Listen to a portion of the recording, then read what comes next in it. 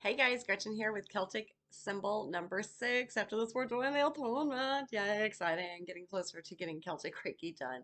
I am going to be knocking out the box series this week as well. So this one is Heather or Ura, URA, pronounced Ur.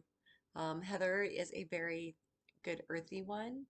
Heather is one that will help you to become more self-aware and to become more self-empowered, to have that autonomy, to be able to choose, to be able to be powerful in your own right without being egotistical. The two don't go together. I mean, they can go together, and going together is very kind of like, like, cool, you're powerful. You don't have to flaunt it like that, dude. You should be able to yell with just a whisper. That's the kind of power I'm talking about. So I'm going to start with the Celtic Reiki, and then we're going to get to the Ogham, because the Celtic Reiki is based on the Celtic tree Ogham. So this is also helpful information if you pull Oghams. Ur is also the third vowel in the Celtic Ogham tree Ogham alphabet. So it assists us to make us closer with the connection to Gaia and the spirits above. It produces natural and inherent wisdom about unseen realms. It means that you have faith that what you're doing is right, that what you're doing is real. You're not listening to those people that are still like really hardcore programmed and they're just like, yeah, you're crazy. You're just like, yeah, you're just vibe really low and you don't know what you're talking about. So this allows you to see beyond those veils too. It gives you the ability to work more closely with the subtle energies, both for healing and manifestation. Now, manifestation is going to be key over the next 2.5 years. Yesterday, March 7th, 2023, Saturn just moved into Pisces for the next 2.5 years. Saturn is the planet of structure. It kind of yokes together that really creative, flowy Pisces, which Pisces swims in opposite directions but ends up in the same area. So hopefully the next 2.5 years you'll see some really great physical manifestation of all those seeds you put out the last 2 years when Saturn was in Aquarius. So this is a really great manifesting time. It is for midsummer. That's the time of year that it really sparks with. It connects us more closely with the guides and the nature spirit so that we can work for the light and the love of the earth and all living things. It's really helpful to use on all of the chakras because it gives you those beautiful, earthy, really deep healing vibes.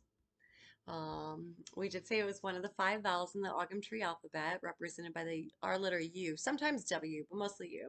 Its time is midsummer. It is the third of 5 goddess festivals, and the third vowel. It is the time of consummation, and its metal is copper. So if you do this symbol, if I don't know if you're one of the jewelry makers who like does the Oghams on the trees themselves, if you did maybe one of the goddess spirals with copper, that might enhance its powers and all those vibes going around it. All right, so the vowels are important to the language because in most modern languages you can't form a sentence or a word without a vowel, right? I mean, you need the vowels. The spiritual significance is recognized by the 5 festivals of the goddess throughout the year. They're not quite as significant as the 4 moon fests of Samhain and Bulg, Beltane, and Lugnasa. Um, the other 4 do occur at the same time. Ura falls on the sunfest of midsummer. This is the time when the sun reaches its zenith and begins to fade, and there being less and less light from midsummer to midwinter when the sun turns again. You'll get more significance if you read the Ogham on Dur, the oak. You'll get more significance on the goddess of midsummer. We'll get to Dur. Uh,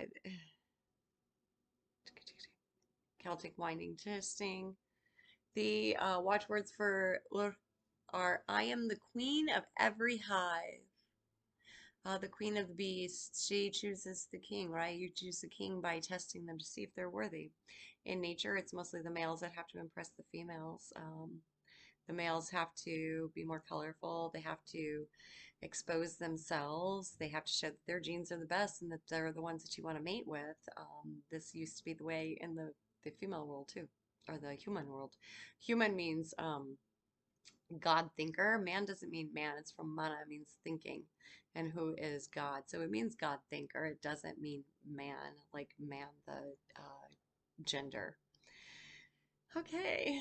Anyway, so they had to prove that they would be the best provider and the best genetic material for their young. For herd animals seeking to impress females, they had to try to spread their genes to the whole herd. They had to impress the whole herd. And then there's a complex relationship of the wolf pack, truly ruled by lord and lady. The alpha male and female are supported by the rest of the pack. Creatures like bees, there is one queen, who is the mother of the young, and the males vie for her.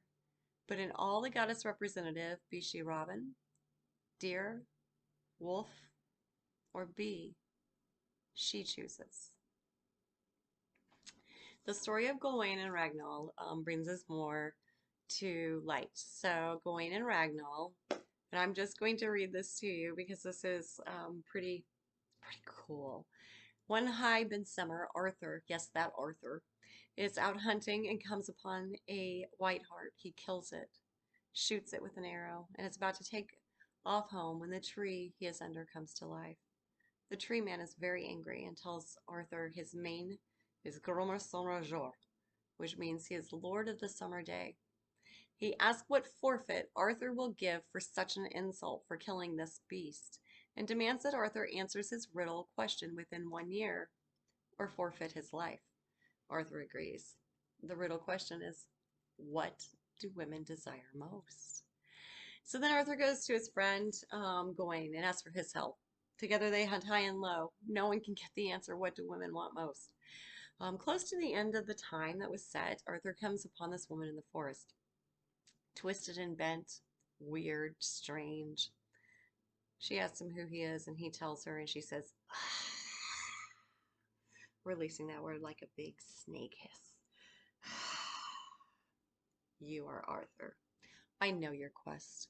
I am Raglan, the owl who passes across the face of the moon, and causes all who see me to shiver. I am mistress of the beasts. I hold within me all creatures and give them succor. Any man who harms a beast harms me. Any man who harms a plant or a flower or a tree harms me. Arthur followed her speech, watching the passage of her hand across the sky, and shivered. He could help himself. He ducked and held up a hand as she pointed her long green fingernail at him with her final words. He peered up into her face. You're awful, he whispered.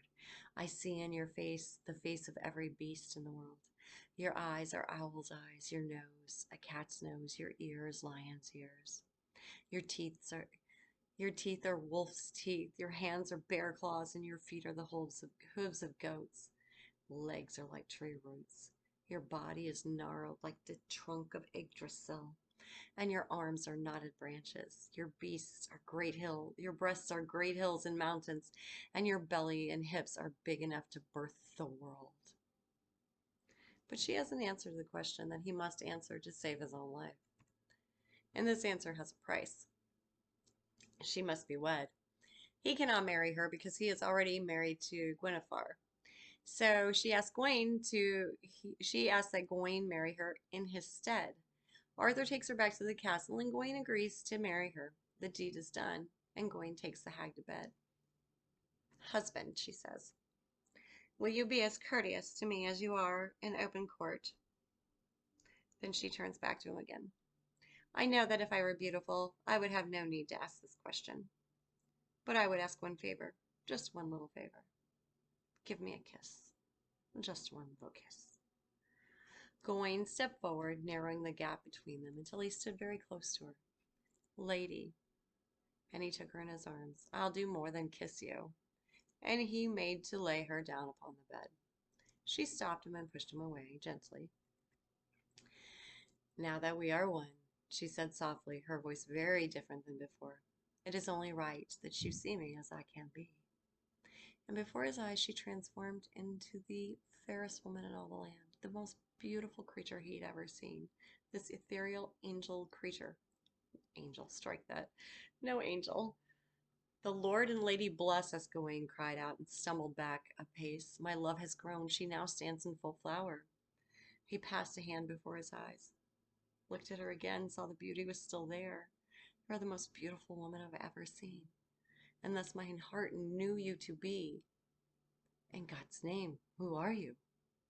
Sir, and she curtsied to him, smiling under her long lashes. I am your wife. How can this be? He asked. Dear Gawain, and she rested a delicate white hand on his arm. No, I was under an enchantment, that until I could find a man willing to wed me, with no thought for the loathsome form for which I have had to wear. And you, friend, are that man. Gawain reached towards her again, wishing to hold and kiss her, but she put him off. Nay, there is yet one more choice for you to make, husband, if the spell is to be truly broken. What choice, dear wife? For the rest of your life you will have to choose. Will you have me fair by night and foul by day? Or fair by day and foul by night? So Gawain struggled with this. If she were fair by day, he would spare her tons of pain, right? Nobody would be like casting her up, but he would have to deal with this really like odd form, these owl eyes, cat nose, lion ears, gnarled Yggdrasil trunk, big enough to birth the world, right? She's not a little girl in this form. So, or if by day she might feel all this hatefulness from people, but he would have this beautiful wife at night. So he sat there and he just struggled and he struggled and he struggled. And he just, what can I say? I can't make this choice for her.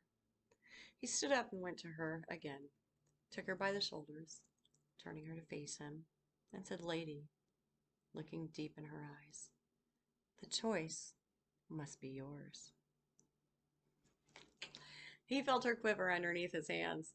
Golden light began to shine out from beneath her skin. Her eyes were filled with laughter. You've done it, husband. Now I see I choose right. I chose right. The spell is truly broken. I am able to be as fair or as foul as I choose when I choose.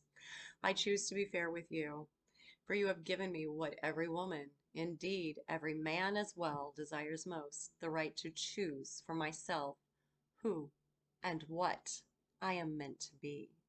Sovereignty. This choice of sovereignty. We know sovereignty to mean like royal. It also means like autonomy, the ability to choose for yourself, the ability to actually have that choice, have that conscious ability to choose for yourself, to say, you know what, I'm done listening to what other people think I should do, what other people say I should do, how other people say I should act my life, how this person does, and you get more intuitive and you become more in touch with self. This is where another one where you really level up. So, and it works with all the chakras, and I would really recommend maybe doing a chakra blowout before we do the attunement. You know, we'll go through the regular things with it, but I do want you guys to do your own meditations with these. Again, I will throw the symbol up in the beginning and the end as per request from my students. I hope you enjoyed this video. The next one I put out will be the Celtic Reiki Level 1 attunement. And then I'm going to knock out the box series so I can just check these off my list. And then I will let you know at the end of the box series where I'm going with those. I do know I have another guided meditation coming out pretty quickly here. I hope you enjoyed this video, and if you did and would like to see more like this, please hit that subscribe button for me. And until next time, namaste and satnam.